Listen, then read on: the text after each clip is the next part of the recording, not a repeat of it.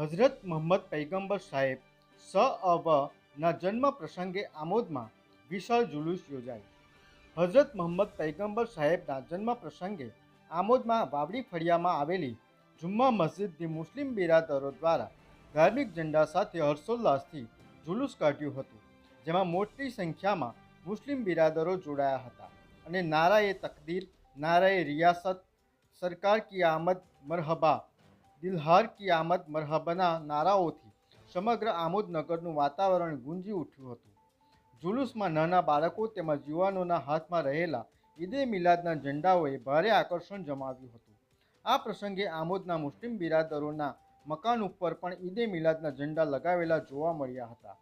શિસ્તબદ્ધ અને સંયમ સાથે વિશાળ જનમેદની જુલુસમાં જોવા મળી હતી.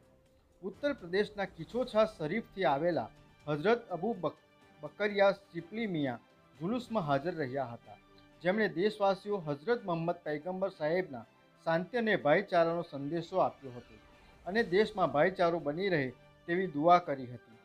જુલુસમાં આમોદ તાલુકાના ગ્રામ્ય વિસ્તારમાંથી પણ મુસ્લિમ સમાજના લોકોએ ઈદે મિલાદુન્નબીની ઉજવણીમાં જોડાયા હતા.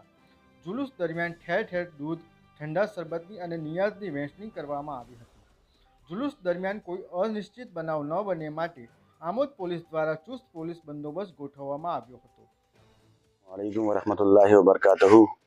आज का दिन बहुत मुबारक दिन है और इस दिन को आज तमाम हिंदुस्तान में सारे मुसलमान ईद मिलादुन्नबी मना रहे हैं। जश्न मिलादत मुस्तफ़ा फिलादत मुस्तफ़ा सल्लल्लाहु ताला अलैहि वसल्लम। हम पूरे हिंदुस्तान के तमाम वासियों को, तमाम लोगों को, तमाम मुसलमान भाइयों को इसकी बहुत बहुत मुबारकबाद पेश करते हैं। और अल्हम्दुलिल्लाह आमोद की सरजमीन पे बहुत शानदार जुलूस निकाला गया और तारीख़ी जुलूस था। इस जुलूस में बहुत सारे दूर दराज से लोग आए हुए थे। अल्लाह तबारक व तआला हम सबको इस जुलूस मोहम्मदी के सदक़े तुफ़ैल वाला हमारी दुनिया और आखिरत को कामयाब व कामरान करे। जी हजरत, आज के दिन आपने पब्लिक को क्या मैसेज दिया है? आज के दिन मैंने लोगों से ये कहा कि आज हम जो दिवस और जो दिन मना रहे हैं वो हुजूर अलैहिस्सलाम को जो हम उनका मिलाद और जिक्र कर रहे हैं, उनकी मतलब जो ज़िंदगी थी उसको हम अपनी ज़िंदगी का नमूना बनाएं और हम वैसे ही ज़िंदगी गुजारते रहें। और हमने मुसलमानों से कहा, देखिए ज़िंदगी की सबसे बड़ी कामयाबी ये है कि हम इस पैगंबर की तालीमात पर मुकम्मल तौर पे चलें।